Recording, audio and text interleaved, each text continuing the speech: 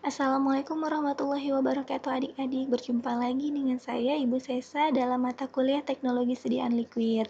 Nah, hari ini kita belajar secara online tanpa tatap muka ya. Ini adalah pertemuan yang pertama tanpa tatap muka tentunya. Di sini saya akan menyampaikan dua materi adik-adik. Yang pertama itu adalah suspensi yang sudah pernah saya jelaskan di minggu kemarin saat pertemuan tatap muka. Dan yang kedua adalah mengenai materi sediaan emulsi. Untuk mempersingkat waktu langsung saja ya adik-adik. Kita ke pengertian suspensi. Jadi kalau kita sudah ketahui kemarin, suspensi itu terdiri dari dua fase. Yang pertama adalah fase padat yang terdispersi dan juga fase air yang berfungsi untuk mendispersikan. Nah,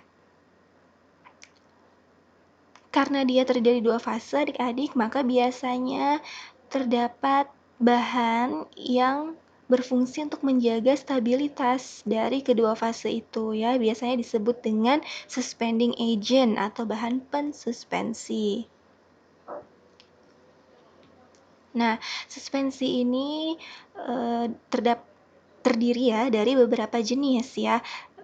Digolongkan berdasarkan masing-masing kelas, misalnya berdasarkan rute pemburian atau kelas umumnya, kemudian berdasarkan proporsi partikel padat atau konsentrasi zat padatnya, yang ketiga berdasarkan sifat elektrolitnya, kemudian yang keempat berdasarkan ukuran partikelnya. Nah, yang pertama dulu ya, berdasarkan rute pemberian atau kelas umumnya, ada yang suspensi oral, topikal, dan parenteral.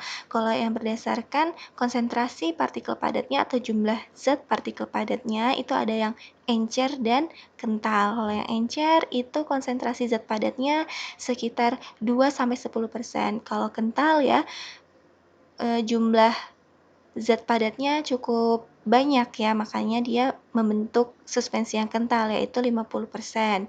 Nah, kalau berdasarkan sifat elektrolitnya ya itu elektrokinetik maksudnya ya, itu ada suspensi terflokulasi dan ada suspensi terdeflokulasi. Ini apa nanti kita akan bahas di slide-slide selanjutnya. Nah, jika berdasarkan ukuran partikelnya adik-adik ya, ada yang bentuknya suspensi koloid, itu ukurannya kurang dari 1 mikron. Mikron ini maksudnya adalah mikrometer. Kemudian suspensi kasar lebih dari 1 mikrometer dan nanosuspensi 10 nanometer ya. Ini sangat-sangat kecil ukuran partikelnya. Oke, persyaratan suspensi yang baik tentu saja karena dia mengandung zat padat, maka zat padatnya itu harus mudah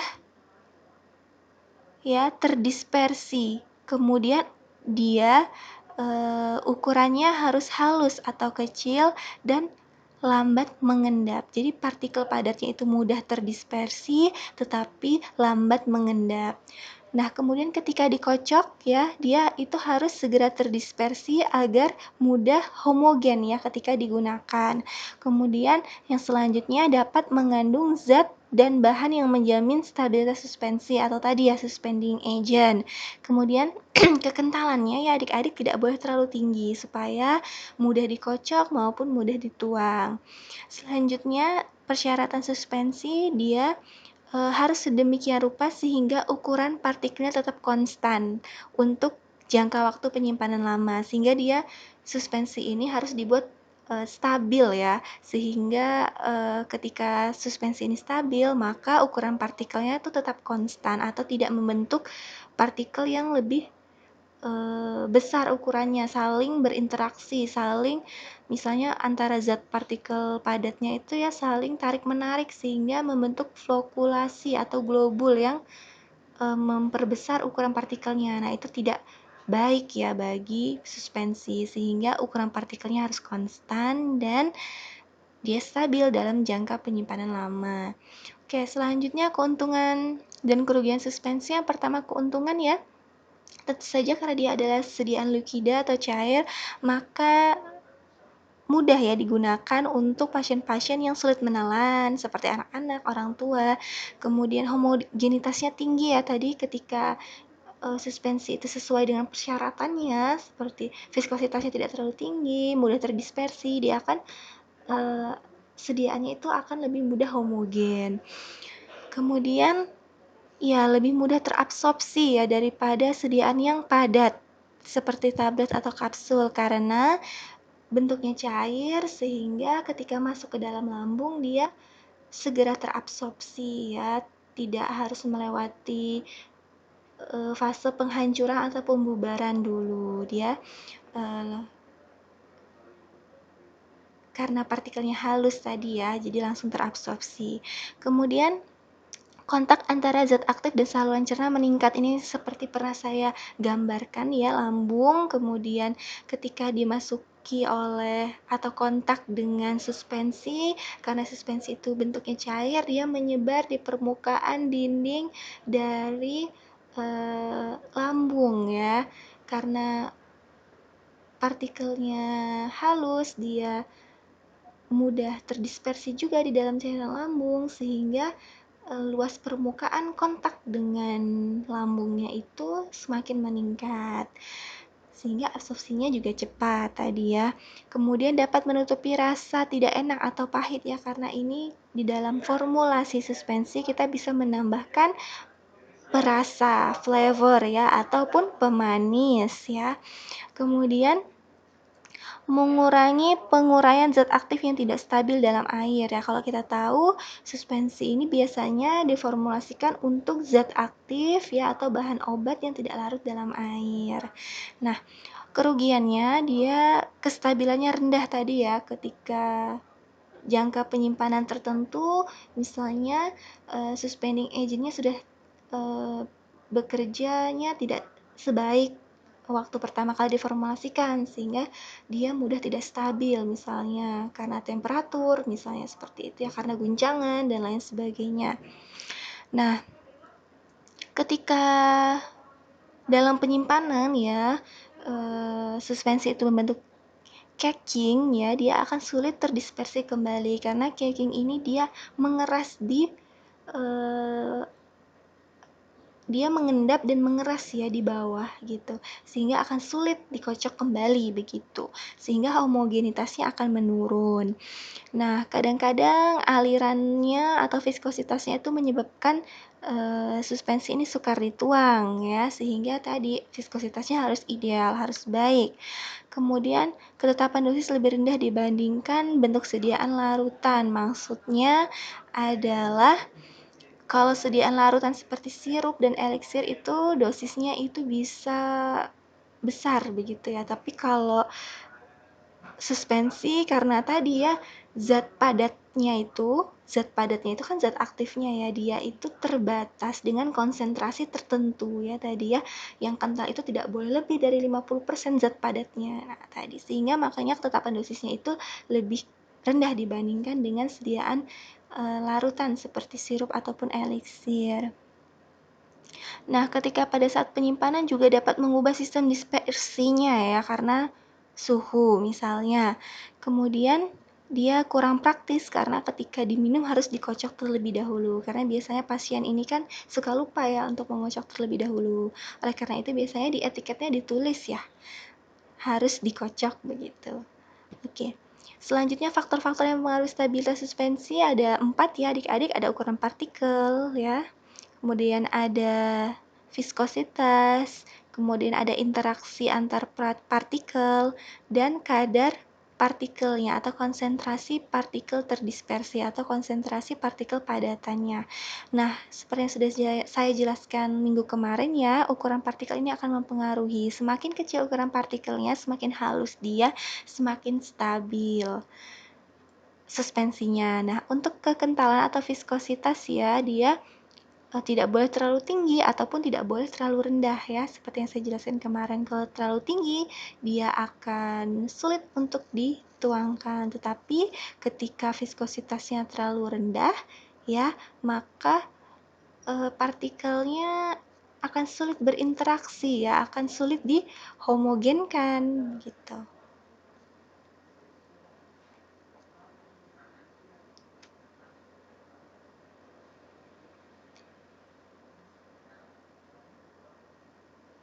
Dan kalau dia itu viskositasnya sangat rendah, di suspensinya itu ya, kalau viskositasnya sangat rendah, dia partikelnya itu sangat mudah mengendap ya di bagian bawah, sehingga ya tadi dapat membentuk cracking gitu ya. Tapi kalau viskositasnya terlalu tinggi ya, dia sulit untuk dihomogenkan ya, sehingga kalau dikocok itu susah, mengakibatkan tidak homogen ya, bisa misalnya terjadi flokulasi di sini. Gaya interaksi antar partikelnya besar ya, sehingga menyatu begitu. Tapi kalau terlalu rendah, ya dia mudah mengendap. Ya, ini tidak baik, akan bisa membentuk sedimen ataupun crack ya di sini. Oke, selanjutnya ya adik-adik, jumlah partikelnya tadi ya, ketika semakin banyak partikelnya, maka ya akan membuat semakin tidak stabil suspensinya, sehingga kadar zat partikel padatannya itu harus dihitung sedemikian rupa sehingga tidak terlalu banyak ataupun tidak terlalu sedikit juga begitu ya. Nah, untuk muatannya atau sifat atau muatan partikel ini ya karena suspensi itu terdiri dari banyak eksipien-eksipien ya, sehingga kita harus mengetahui interaksi antar eksipien itu. Adakah inkompatibilitasnya, adakah interaksi yang membuat kerugian begitu ya. Nah, ini harus kita lihat pada data preformulasinya. Oke, macam-macam suspensi berdasarkan kegunaannya tadi ya, ada yang peroral, contohnya amoksisilin dan antasida, kemudian ada yang topikal, contohnya sulfur ya, itu seperti kaladin ataupun obat akne ya, yang dari sulfur begitu kan harus dikocok supaya sulfurnya terdispersi homogen, baru ditotolkan ya di tempat aknenya. Misalnya ada suspensi tetes telinga, kemudian ada tetes mata atau optalmik, ya itu contohnya hidrokortison, dan ada suspensi lain seperti injeksi, misalnya penisilin, kemudian ada suspensi rektal ya, misalnya sulfatiazol begitu. Oke, selanjutnya, nah macam suspensi berdasarkan sifat tadi ya, muatan molekulnya itu ada yang sifatnya itu suspensi deflokulasi, ada yang flokulasi. Apa perbedaannya? Nah, kalau deflokulasi ini ya adik-adik, ikatan antar partikelnya itu kuat ya, sehingga ya mudah mengendap karena dia saling tarik-menarik ya.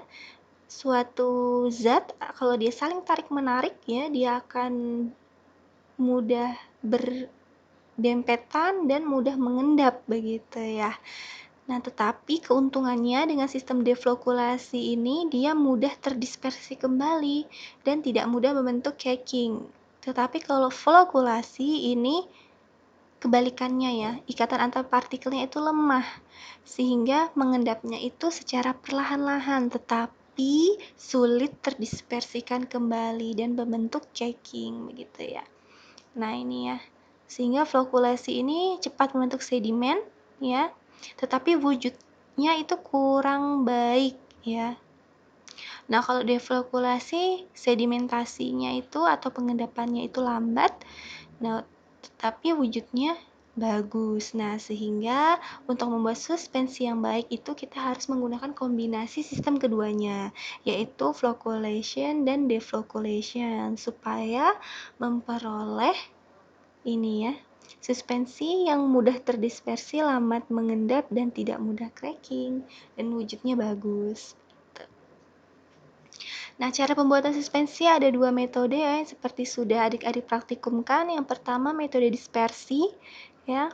Ini zat aktifnya itu didispersikan dulu ke dalam bahan pensuspensinya atau suspending agentnya begitu ya. Nah, kalau metode presipitasi, zat aktifnya atau obatnya itu dia dilarutkan ke pelarut organik terlebih dahulu, misalnya etanol ataupun propilen glikol atau polyethylene glikol begitu ya.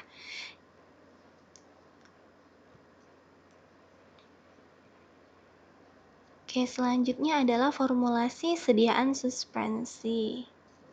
Formulasi itu apa? Formulasi itu suatu proses mengubah obat atau zat aktif dengan bantuan eksipien ya menjadi suatu bentuk sediaan. Nah, sehingga kita ketahui di sini ya adik-adik bahwa formulasi itu dia apa? Mencampurkan antara zat aktif dengan eksipien ya untuk menjadi sediaan yang lebih stabil, yang mudah disimpan dan siap dipasarkan begitu ya, menjadi bentuknya zat aktifnya lebih menarik, misalnya lebih enak untuk dikonsumsi dan lain sebagainya.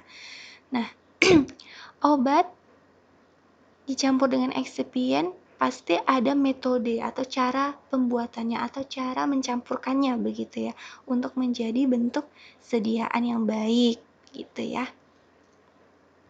Nah, tahapan dari formulasi ini cukup panjang ya adik-adik. Ada proses yang pertama namanya preformulasi ya. Preformulasi ini kita harus mengetahui sifat atau karakter dari masing-masing bahan, baik zat aktif maupun eksipiennya. Kita harus mengetahui bagaimana sifat fisiknya, kimianya ya. Sifat fisiknya itu misalnya organoleptisnya dari zat aktif maupun eksipiennya, kemudian sifat kimia misalnya pH-nya begitu ya, dan sifat farmakologinya ya. Misalnya zat aktif ini dia fungsinya sebagai apa, kemudian eksipien ini punya nggak sifat farmakologi, terus ada nggak interaksi antara zat aktif dengan eksipiennya begitu ya, dan lain sebagainya. Kemudian selanjutnya itu kita harus menentukan dosisnya dan takarannya. Misalnya tiap 5 mili suspensi itu mengandung misalnya ya, tiap 5 mili suspensi misalnya atau tiap sendok takarnya ya itu mengandung 100 miligram zat aktif misalnya. Nah, dari sini kita harus menghitung. Misalnya kita ingin buat berapa mili sih suspensinya misalnya. Oh, ternyata kita ingin membuat anggap aja 500 mili begitu ya. 500 mili suspensi. Nah, berapa gram zat aktif yang diperlukan ya? Tinggal dikalikan dengan 100 ya, sehingga misalnya didapatkan 10 gram begitu ya. Nah, ini fungsinya tadi kita harus mempertimbangkan dosisnya. Setiap berapa mili itu berapa miligram kekuatannya. Misalnya 5 mili 100 miligram. Sehingga kalau kita mau buat 500 miligram kita harus menyiapkan 10 gram zat aktif begitu ya. Kemudian penentuan rancangan sediaan. Misalnya tadi kita mau buat suspensi yang warnanya misalnya putih susu, kemudian rasanya rasa vanila misalnya atau rasa strawberry dengan warna merah muda misalnya ya. Nah, itu spesifikasinya begitu ya. Atau misalnya kita mau buat suspensi yang rasanya mint begitu. Kemudian dia shelf life-nya atau expire date-nya selama 2 tahun misalnya. Jadi apa saja yang kita perlukan? Misalnya kita harus ada menambahkan bahan pengawet misalnya. Kemudian kita harus menambahkan perasa begitu ya misalnya. Kemudian kita juga harus menyusun formulanya tadi setelah kita tahu spesifikasinya. Oh, berarti harus ada perasa mint misalnya. Kemudian harus ada bahan-bahan yang bisa membentuk warna yang baik misalnya seperti warna putih susu misalnya. Oh, jadi kita harus memerlukan misalnya NaCNC seperti itu. Kita menyusun formulanya, kemudian jumlah bahan keseluruhannya selama satu produksi, kemudian baru kita melakukan pembuatan sediaan dan evaluasi. Setelah itu tentu saja harus diberikan etiket ya adik-adik. Oke, tadi formula suspensi itu ada zat aktif dan ada bahan tambahan. Bahan tambahannya apa aja? Ada macam-macam ya, ada suspending agent, ada pemanis, pewarna, pengawet, pendapar, antioksidan, wetting agent, viscosity modifier, ataupun flocculating agent begitu ya. Nah, suspending agent ya itu ada dibagi menjadi dua ya, ada golongan dari alam atau yang disebut dengan golongan GOM. dia itu ketika golongan GOM ini ketika bertemu dengan air, dia itu membentuk mucilago, atau mucilago itu maksudnya adalah pati begitu ya. Jadi ketika kena air, golongan GOM ini akan membentuk larutan yang kental atau konsistensinya itu seperti pati begitu ya. Nah, apa saja contohnya ya suspending agent yang dari golongan GOM itu ada PGA atau disebut dengan GOM Arab biasanya, ada tragakan, ada pulvis, gumosus atau PGS, dan ada algin ya atau alginat gitu ya. Nah, selanjutnya untuk yang golongan bukan GOM atau yang sintesis itu ya ada macam-macam, ada bentonit, ada vigum, kemudian ada metilselulosa ataupun karboksimetilselulosa CMC ya, ataupun NaCMC, ataupun hidroksil metilselulosa atau HPMC. Oke, selanjutnya pengawet atau preservatif. Contohnya misalnya ada asam sorbat, natrium sorbat, ada golongan benzoat ya, asam benzoat, benzoat itu sendiri, kemudian ada paraben, ada metil, dan propilparaben ya. Kemudian antioksidan ya, misalnya tokoferol, asam galat, sulfur dioksida gitu ya. Nah, antioksidan ini ya, kalau preservatif tadi fungsinya ini mengendalikan jumlah mikroba ya, atau menghindari kontaminasi mikroba, itu untuk yang pengawet gitu ya, sehingga stabil gitu, karena kan kalau cairan itu merupakan sarang dari mikroba ya, sehingga perlu pengawet.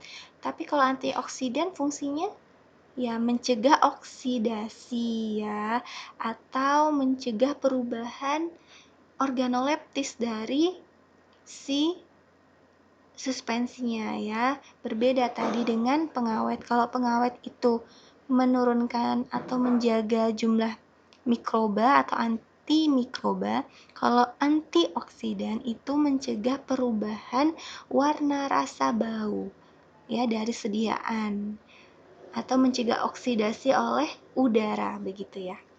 Nah, kalau pendapar tentu saja menjaga pH dari suspensinya. Misalnya zat aktifnya itu dia stabilnya pada pH misalnya asam. Oh, berarti kita perlu dapar yang asam. Contohnya misalnya asam sitrat, asam asetat begitu ya. Kemudian oh ternyata bahan atau zat aktif kita ini dia lebih stabil pada pH basa. Oh, berarti kita perlunya KH2PO4 ataupun pendapar borat begitu ya. Nah, ini adalah rentang pH aplikasinya ya, ini asam ya, kemudian yang di bawah ini basa begitu ya. Nah, kemudian wetting agent ya atau pembasah itu contohnya polisorbat 80, gliserin, propilen glikol ya. Ini dia berfungsi untuk meningkatkan kelarutan gitu ya. Kalau viscosity modifier dia berfungsi untuk memperbaiki kekentalan ya. Misalnya suspensi kita terlalu encer, oh kita tambahkan TEA misalnya, triethanolamin misalnya, untuk lebih kental atau lebih viskos begitu. Ada floculating agent ya, contohnya sodium klorid misalnya. Floculating agent ini ketika suspensi kita dia tidak mudah mengendap gitu ya. Nah, kita tambahkan floculating agent supaya lebih mudah mengendap begitu. Kemudian ada pemanis, contohnya sorbitol, glukosa, sukrosa. Ada pewarna ya, pewarna farmasi yang terregistrasi itu pasti ada kodenya, yaitu ini FDNC. Ini adalah kode bahwa pewarnanya itu terregistrasi oleh Badan POM. Ada yang blue 01 misalnya. Ada yang red 040 misalnya ya. Kodenya ini ya. Kalau yang blue nomor 1 kodenya E133. Kalau yang red nomor 40 kodenya E129 begitu ya adik-adik. Oke, evaluasi sediaan suspensi ya. Ini adalah evaluasinya. Yang pertama uji volume sedimentasi, kemudian waktu rekonstitusi untuk suspensi kering, waktu redispersi, kemudian kadar airnya untuk suspensi kering, organoleptis, pH, bobot jenis, dan penetapan kadar zat aktif. Oke. Di sini saya akan menjelaskan yang volume sedimentasi dan bobot jenis saja ya adik-adik. Yang selanjutnya nanti kalian cari ya untuk belajar mandiri bagaimana cara pengujiannya. Nah, untuk volume sedimentasi ini ya itu dihitung ya. Contohnya misalnya ketika kita mengukur volume sedimentasi ini kita diamkan suspensinya selama beberapa menit, misalnya selama 15 menit, 30 menit, ataupun 1 jam, ataupun 24 jam misalnya ya adik-adik. Nih misalnya, kita punya suspensi total volumenya itu adalah 100 mili ya.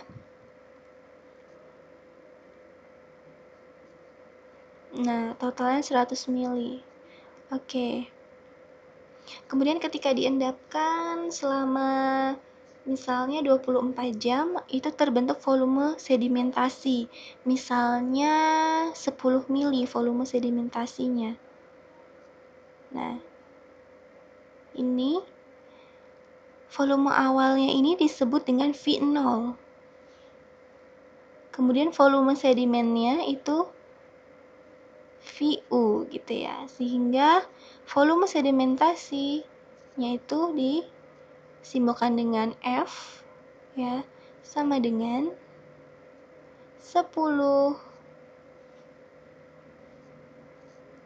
dibagi 100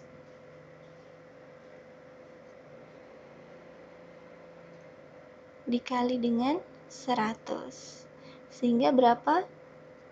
Volume sedimentasinya tinggal dicoret aja ya 100-nya.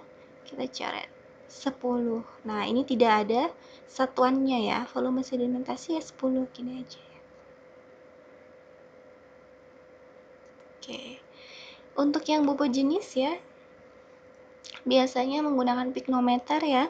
Caranya ya, kita timbang dulu berat piknometer kosongnya, kemudian kita tambahkan dengan zat cair atau suspensinya kita timbang lagi, gitu ya.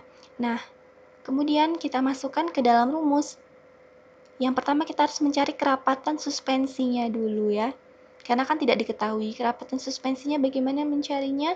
Ya, kita kurangkan antara bobot pikno plus suspensi dikurangi bobot pikno kosong, begitu ya.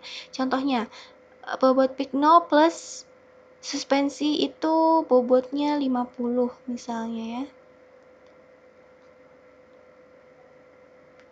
Bobot piknometer kosong misalnya 10. Nah, sehingga C-nya itu adalah 40 dibagi dengan volumenya, volume dari suspensinya tadi. Misalnya volumenya ternyata 10 mili. Nah, sehingga kerapatan atau rho ya, rho dari si suspensinya ini adalah 4 gram per mili begitu ya. 4 gram per mili. Nah, untuk mencari bobot jenisnya bagaimana ya? Atau densitasnya. Kita dengan densitasnya tinggal dibagikan antara rho suspensi kita, rho suspensi, rho sus gitu ya. Saya simbolkan dengan rho airnya. Nah, misalnya tadi ya, rho suspensinya adalah 4 gram per mili. Rho air misalnya 1, koma berapa begitu ya. Sehingga kerapatannya 1,08. Sehingga kerapatan suspensinya adalah 4 dibagi 1,08. Ya, kita hitung berapa. Ada yang sudah ketemu jawabannya tanpa membuka kalkulator ya? 4 dibagi 1,08 ya. Nah, 3,7. Jadi bobot jenis dari suspensi kita adalah 3,7 gram per mili.